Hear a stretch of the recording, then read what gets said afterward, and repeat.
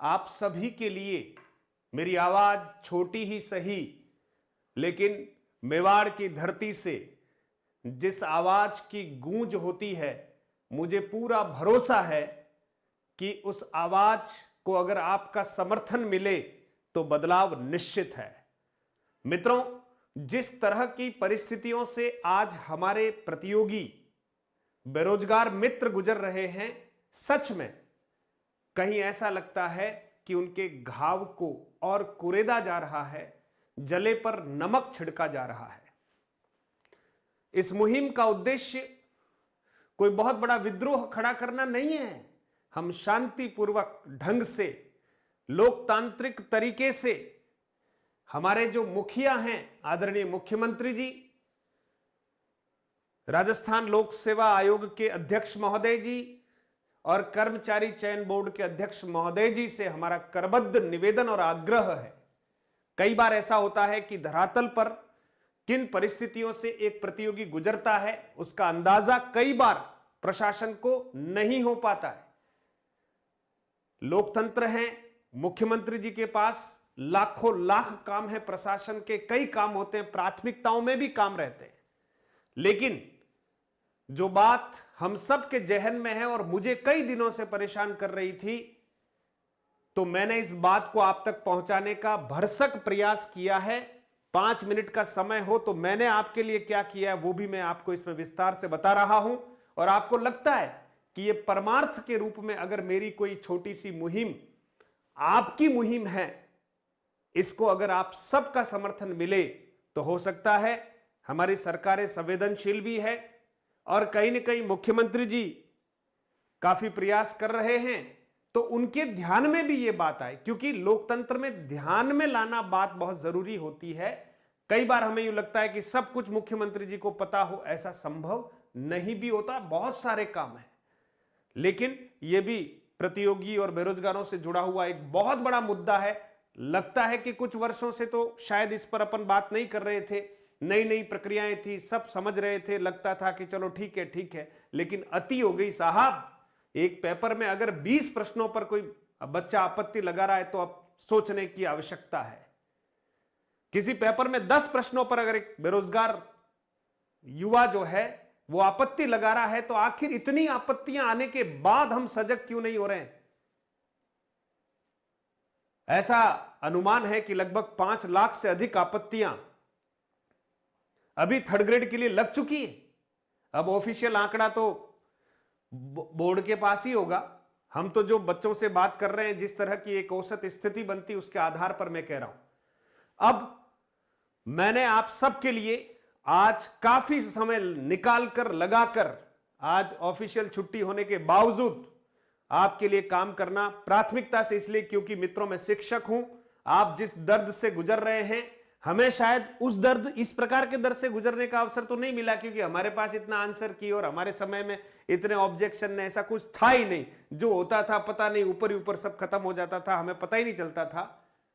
लेकिन जब आज हमें सब पता चल रहा है मित्रों, तो ये करोड़ों की लूट आखिर क्यों, बस ये मुझे दर्द दे रही है। इसलिए विशेषज्ञ बदलो। अगर नाम के विशेषज्ञ हैं तो उनको बदला जाना चाहिए, और उनके द्वारा अगर प्रश्न ठीक नहीं बनाए जा रहे हैं या बहुत संदेहास्पद प्रश्न बनाए जा रहे हैं तो काय के विशेषज्ञ, ये कोर्ट भी कह रहा है। अब कम से कम विशेषज्ञों को तो समझना है, लेकिन विशेषज्ञों का दोष इसलिए नहीं कि आयोग उनको कुछ कह ही नहीं रहा, उनको पाबंदी नहीं कर रहा। कोई गलती होती तो सस्पेंड करते हैं साहब सिस्टम में, और इतनी बड़ी गलतियां जिसमें बच्चों के करोड़ों रुपए लग रहे हो और आपको कोई गलती दिख ही नहीं रही हो, पिलाओ जूस उनको, है ना, और उनके लिए बादाम वगैरह की व्यवस्था करो। बेरोजगार, मैं जितने कल के वीडियो में एक एक कमेंट मैंने पढ़ा है, आंखों में आंसू हैं। बच्चे किस तरह से बहुत दुखी हैं। सर पहले इस नाम पर लूट, फिर इस नाम पर लूट, फिर इस नाम पर लूट, और अंत में जब पेपर देकर आ गए, जैसा हुआ वैसा हुआ, मन को तसल्ली दे रहे थे, अब आंसर की के नाम पर फिर एक लूट शुरू हो गई है। तो यह आखिर कहां तक जायज है? आज मैंने, अब बारी आपकी है, आपको प्रूफ के साथ मैं मेरी ओर से जो प्रयास कर सकता हूं मेरी सीमाओं के अंतर्गत, वो मैं कर रहा हूं, और जो वाजिब बात है उसी को उठा रहा हूं। इससे मुझे कोई निजी फायदा नहीं है, आप समझ जाइए। लेकिन अगर मेरे भारत के, मेरे राजस्थान के किसी भी प्रतियोगी को अगर इस बात से, इस मुहिम से फायदा मिले तो मुझे सुकून है कि मैं शिक्षक हूं। बस यही एक मेरा आज के इस वीडियो का एक आग्रह है। आपको किस तरह से पत्र लिखना है? पत्र मैंने पहला जो पत्र लिखा है मित्रों, वो मुख्यमंत्री जी के नाम लिखा है। अब मेरे पत्र का असर कितना पड़ेगा ये तो मुझे पता नहीं, क्योंकि मैं बहुत बड़ा व्यक्ति तो हूं नहीं, लेकिन महाराणा प्रताप के इस शौर्य धरा से, है ना, संबंध रखता हूं। वैसे तो पूरा राजस्थान ही शौर्य धरा है, लेकिन फिर भी अगर उसमें विशेष रूप से स्वाभिमान के रूप में अगर किसी को याद किया जाता है तो महाराणा प्रताप का नाम सिरमौर है। मैं उस धरा से बात कर रहा हूं, तो मुझे लगता है कि पता नहीं, मैं कोई इस तरह का कोई व्यक्ति नहीं बड़ा, मैं तो एक छोटा सा आम व्यक्ति हूं, शिक्षक हूं। आप मुझे छोटा समझे, जैसा भी समझे, लेकिन मुख्यमंत्री जी को लेटर लिखा है और कहा है आरपीएससी एवं आरएसएमएसएसबी में प्रतियोगी परीक्षाओं की आंसर की के बाद आपत्ति नाम पर हो रही लूट व एक्सपर्ट बदलने बाबत मैं प्रयास कर रहा हूं मेरी ओर से। और मुख्यमंत्री जी को पूरा 2 पेज का लेटर लिखा है मित्रों, ये आप आराम से पढ़ सकते हैं इसको पढ़कर, क्योंकि मैं टेलीग्राम में इस लेटर को शेयर कर चुका हूं, है ना। टेलीग्राम चैनल से आप जुड़ेंगे तो आपको पता चलेगा, मैं एक एक बात वहां शेयर कर चुका हूं, अब बारी आपकी है। ये 2 पेज का पूरा लेटर है और इसमें 3 बातें मुख्य रूप से मैंने मुख्यमंत्री जी से निवेदन किया है। आदरणीय सर, आपत्तियां लगाने के बाद अगर आपत्तियां सही पाई जाती है तो उन छात्रों को राशि पुनः लौटाई जाए, कई राज्यों में लौटाई जाती है। ऐसे विषय विशेषज्ञों का पैनल बनाया जाए जो बिना विवाद वाले प्रश्न बना सके। अगर उनमें यह योग्यता नहीं है तो फिर वो किसी प्रकार के विषय के विशेषज्ञ नहीं माने जाने चाहिए। विवाद खड़ा कर लें और उस विवाद के बलबूते पर वैकेंसियां जो है, भर्तियां लेट हो जाती है, कोर्ट कचहरी के चक्कर में चली जाती है, करोड़ों रुपए का नुकसान हो जाता है, तो फिर साहब आप विशेषज्ञ नहीं है। फिर बोर्ड और आयोग को निर्देशित करावें कि पैनल को लिखित में पाबंद करें कि ऐसा कोई प्रश्न पत्र में न देवे जो विवादित हो। और यहां पर लिखा है राजस्थान की हर प्रतियोगी परीक्षा में पेपर लीक प्रश्न पत्र में ऐसे प्रश्नों को देना जिनके एक से अधिक उत्तर सही होते हैं या प्रश्न बिल्कुल ही गलत है। राजस्थान प्रदेश की छवि निरंतर धूमिल होती जा रही है, भर्तियां कोर्ट में अटक रही है, और आखिर ऐसा क्यों हो रहा है? तो मैंने मेरी ओर से बहुत विनम्रतापूर्वक और अंत में लिखा है, आशा है लाखों छात्रों की इस वेदना को समझते हुए सख्त निर्देश प्रदान करते हुए बेरोजगारों को राहत दिलाएंगे। आभार, धन्यवाद। नाम, मोबाइल नंबर सब कुछ लिखे हुए हैं। मित्रों, लोकतंत्र में प्रत्येक व्यक्ति को अपनी बात रखने का हक है। हमारी सीमाओं के अंतर्गत लोकतांत्रिक तरीके से हम मुख्यमंत्री जी से यह आग्रह कर रहे हैं करबद्ध कि लाखों लाख विद्यार्थियों के हित का चिंतन आप जरूर करते हैं, लेकिन अगर कहीं ये मामले आपके ध्यान में नहीं हो तो आप कृपया इस पर थोड़ा सा एक्शन लेते हुए बच्चों को राहत जरूर दिलाएं और ऐसे एक्सपर्ट्स को तुरंत बैन करते हुए पैनल ही बदल दिया जाए और पैनल को सख्त निर्देशित किया जाए। आयोग और बोर्ड के अध्यक्ष महोदय के साथ एक आवश्यक मीटिंग रखी जाए ताकि ऐसी गलतियां जो बार बार दोहराई जाती है, और इस बार आपत्ति सही होने पर हमारे सारे प्रतियोगियों को जिन्होंने आपत्ति लगाई और उनकी आपत्ति सही थी, उनको पैसे वापस उनके खातों में लौटाए जाएं, ये विनम्रतापूर्वक मांग है। दूसरा पत्र जो है मित्रों, वो आरपीएससी के अध्यक्ष महोदय जी को मैंने लिखा है और इसी तरह की बात इसमें मैंने लिखी है। सेकंड ग्रेड की आंसर की को लेकर मैंने अपनी बात को रखा है और कोर्ट का हवाला आप दें, वो कटिंग जो है वो भी इसके साथ में प्रेषित करूंगा। जो कल के अखबार में जो कटिंग आई थी जस्टिस जो सतीश जी के द्वारा जो मौखिक टिप्पणी की गई है, वो भी इसके साथ कटिंग लगाकर मैं अपनी ओर से ये लेटर जो है वो मूव कर रहा हूं। आप ऐसा ना समझें कि केवल ऐसे लिपापोती कर दी है। ये तीनों पत्र आपको बता रहा हूं, अभी स्पीड पोस्ट करूंगा।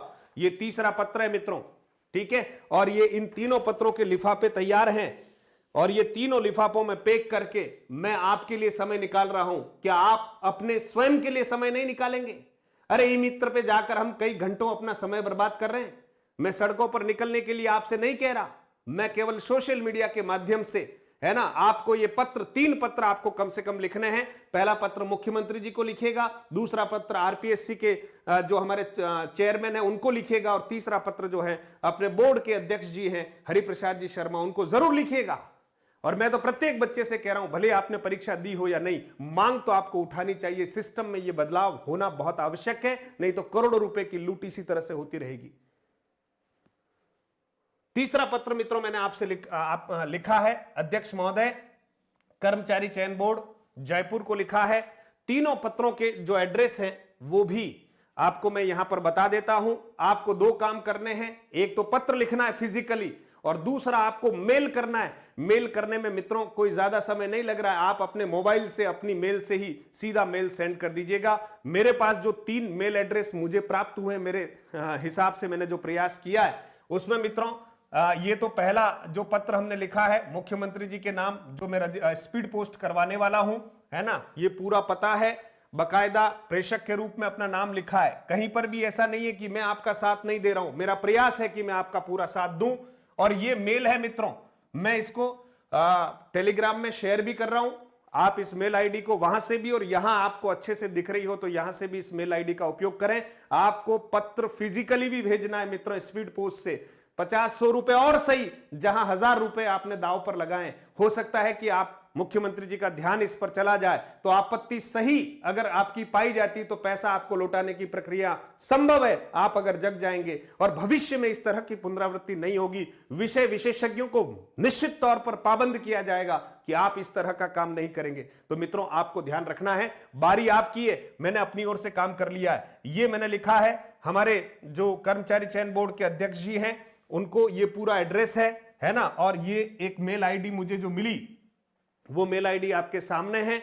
और तीसरा जो लिखा है मित्रों, अध्यक्ष जी हमारे आरपीएससी के, और आरपीएससी की ये एक मेल आईडी है जो यहां पर है। आपको पत्र लिखना है और मेल भी करना है। आज ही दोनों कामों को आप कर लीजिएगा और सोशल मीडिया पर आपके जितने भी मित्र हैं उन सभी मित्रों को इस बात को शेयर कीजिएगा और आगाह कीजिएगा। साथ ही साथ एक विनम्र अपील मैं करूंगा, विनम्र अपील मेरे सभी साथियों से करूंगा कि हम अगर ऑनलाइन और ऑफलाइन हम अपने बच्चों को मार्गदर्शन देने का प्रयास कर रहे हैं। आपका ये जो चैनल है, छोटा सा चैनल है मधुरम हिंदी के नाम से, और आपको ये भी पता है मित्रों कि हमारा जो परिवार है अभी 23-24 हजार बच्चों का ही परिवार है। मैं बहुत बड़ा किसी तरह का दावा नहीं कर रहा, हम बहुत छोटे प्लेटफॉर्म पर हैं, लेकिन मन में भाव बहुत बड़े हैं, प्रयास सख्त करने की आवश्यकता है। और ये बात मेरे ध्यान में आ गई, आपको मैंने पहुंचा दी है। अगर ये छात्र हित की बात, ये प्रतियोगी के हित की बात, हमारे सभी यूट्यूबर जितने भी हमारे साथी हैं जिनके पास बहुत बड़ी संख्या है, बहुत बड़ा बल है उनके पास छात्रों का, मैं उन सबसे करबद्ध आग्रह करता हूं कि एक छोटा सा वीडियो और संदेश अपने सभी विद्यार्थियों को इस निमित्त दें। नहीं तो हर परीक्षा में आपत्तियां लगती रही है, लगती रहेगी, और बच्चे इसी तरह से 100-100 रुपए देकर, अरे 100 रुपए तो एक प्रश्न के देने हैं साहब, जिन्होंने 20 प्रश्नों पर आपत्ति लगाई होगी। आप कल्पना कीजिए 3rd ग्रेड में जहां बच्चों ने 2 विषयों में परीक्षा दी होगी, लेवल फर्स्ट भी दिया होगा, लेवल सेकंड में भी अगर उन्होंने 2 विषयों की परीक्षा दी होगी तो साहब उनके टोटल कितनी परीक्षाएं हो गई? 3, और 3 प्रश्न पत्रों में वो आपत्ति लगाएंगे तो आप अंदाजा लगाइए एक बच्चे ने 2-3 हजार रुपए वहां खर्च किए कि नहीं किए। इसलिए हमें उन बच्चों के दर्द को समझना है, और संगठन में शक्ति है। आप घर बैठे ही सही ये 2 काम आज करेंगे तो मुझे लगता है ये 2 छोटे छोटे वीडियो आपके निमित्त मैंने बनाए थे, आपका भरपूर प्रेम इन दोनों वीडियोस को मिला है। अब मेरे को ये सब वीडियो व्यू बढ़ाने के लिए नहीं बनाना है मित्रों, मैं 1.5 साल से इस प्लेटफॉर्म पर काम कर रहा हूं, 900 के आसपास वीडियो मैंने इस प्लेटफॉर्म पर डाल दी है। मैं ये कोई दावा नहीं करता कि मेरे 1 लाख, 2 लाख, 5 लाख सब्सक्राइबर हो जाए, मुझे इससे कोई दिक्कत नहीं है। मैं राज्य की सेवा में हूं और बहुत अच्छे से प्रयास भी कर रहा हूं मित्रों। बस जो बात मेरे ध्यान में आई और मुझे लगा कि यहां पर मुझे आपके लिए आवाज उठानी चाहिए, मैंने मेरा एक विनम्र प्रयास किया है। और सभी यूट्यूबर साथियों से भी मैं निवेदन करूंगा जो शिक्षा के क्षेत्र में काम कर रहे हैं, वो अपने अपने प्लेटफॉर्म के माध्यम से इस बात को जरूर आयोग तक, बोर्ड तक और हमारे मुख्यमंत्री जी तक पहुंचाएं। आपको जहां मौका मिलता है जनप्रतिनिधियों से आप मिलें, इस पत्र के साथ आपको जहां ज्ञापन देना दें, क्योंकि लोकतंत्र में यही तरीका है जिसके माध्यम से आप ध्यान आकृष्ट कर पाएंगे। अपने जनप्रतिनिधियों को भी अवगत कराएं, आप 50, 100, 200 की संख्या में मिलकर जनप्रतिनिधियों को इस बात से अवगत कराएं कि साहब यहां पर एक अनावश्यक लूट हो रही है, ऐसे विषय विशेषज्ञों का बहिष्कार किया जाए। मुझे बहुत दुख होता है अगर पेपर बनाने का काम, अगर अनुभवी लोगों को, अनुभवी का अर्थ यहां वो नहीं है कि विषय को बहुत जोरदार समझता हो, अनुभवी का अर्थ यह है कि प्रतियोगियों के दर्द को समझते हुए, है ना, आप प्रश्न कठिन बनाए या सरल, हमें कोई आपत्ति नहीं है। हमारा बच्चा उस परीक्षा को देने के लिए तैयार है, लेकिन साहब एक प्रश्न के 3 उत्तर कैसे सही हो सकते हैं, एक प्रश्न के 2 उत्तर कैसे सही हो सकते हैं, आपने विकल्प गलत कैसे बना दिया, उसमें चारों में से उसको उत्तर सूझ ही नहीं रहा है और बाद में पता चला कि यह प्रश्न डिलीट हो गया। मैं तो कल के वीडियो के जब कमेंट पढ़ रहा था उसमें बहुत सारे बच्चे कह रहे हैं कि सर इस बार थोड़ा सा आशा थी और ये आशा जो है वो धूमिल होने वाली है। तो मेरा आग्रह है, बहुत सारे बच्चों ने कर्ज लेकर ये काम किया है, उन बच्चों के दर्द को जरूर समझा जाए और उन बच्चों के दर्द को, क्योंकि उनके फिर 1000 रुपए लग गए। क्या दोष है उनका? वो परीक्षा दे रहे हैं, ये दोष है? भारत के युवा है प्रतियोगी, ये दोष है उनका? और उनका पेपर बनाने वाले जितने भी विषय विशेषज्ञ वो आराम से बैठेंगे और आपत्तियों पर आपत्तियां लगती रहेगी। ये कहां का न्याय है साहब? मुझे इस बात की पुष्टि चाहिए और आप सभी मित्रों से आग्रह करता हूं, समय निकालिए, नहीं तो बात खत्म हो जाएगी। और मैं ये अंतिम वीडियो बना रहा हूं इस संदर्भ में, अब इस पर बात नहीं करूंगा मैं, क्योंकि अब बात आपको ही करनी है। मेरा जो प्रयास था, मैं मेल भी कर रहा हूं और मैं ये पत्र भेज भी रहा हूं और आपसे आग्रह करूंगा, अगर आप ट्विटर पर कोई अभियान चलाते हैं तो लूट बंद करो,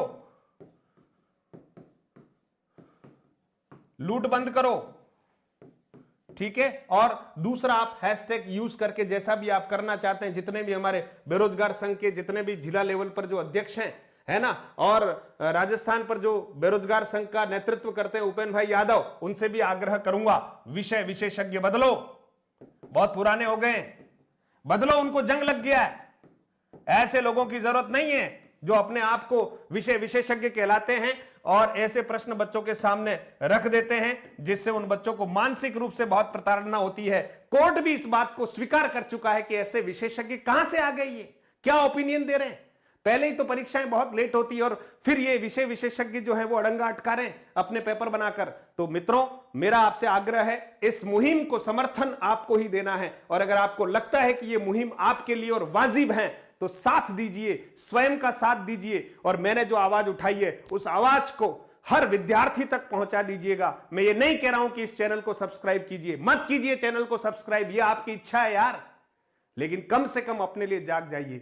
जब आप संगठन के रूप में खड़े नहीं होंगे, जागेंगे नहीं, तो व्यवस्थाएं बिगड़ती जाएगी, करोड़ों रुपए इसी तरह से हमारे बर्बाद होते जाएंगे, है ना। आप सब जाग जाएंगे, ऐसा मेरा आप सबसे विनम्र अनुरोध है। बहुत बहुत धन्यवाद मित्रों, मैंने अपना काम कर दिया है, बारी आपकी है, आप जरूर कीजिएगा। और हमारे जितने भी YouTube के दूसरे साथी हैं, शिक्षक हैं, अगर आपका उनसे सीधा संपर्क है तो आप उनसे आग्रह कीजिएगा कि इस तरह का एक वीडियो, एक मुहिम जो है वो भी अपनी ओर से चलाएं। और उपेंद्र भाई से विशेष रूप से आग्रह करता हूं कि आप जो हैं सारे बेरोजगारों का नेतृत्व करते हैं, मैं तो शिक्षक हूं, मैं कोई नेतृत्व करता नहीं हूं, मैं अपनी ओर से अपनी बात आप तक पहुंचा रहा हूं और शायद आपको भी इस बात पर संज्ञान होगा, तो आप इस बात को जरूर उठाइए। आपकी बात को सरकार के द्वारा, आयोग के द्वारा, बोर्ड के द्वारा सुना जा रहा है, एक प्रयास ये भी कर लीजिए ताकि कहीं सिस्टम में सुधार हो जाए और करोड़ों रुपए हमारे बच्चों के जो अपव्यय हो रहे हैं वो बंद हो जाएं और उन बच्चों को जो दूर दराज के क्षेत्रों में बैठे हुए हैं, एक एक पैसे के लिए बड़े परेशान हैं, उनसे इस तरह से आंसर की और आपत्तियों के नाम पर ये जो लूट है वो बंद होनी चाहिए। विषय विशेषज्ञ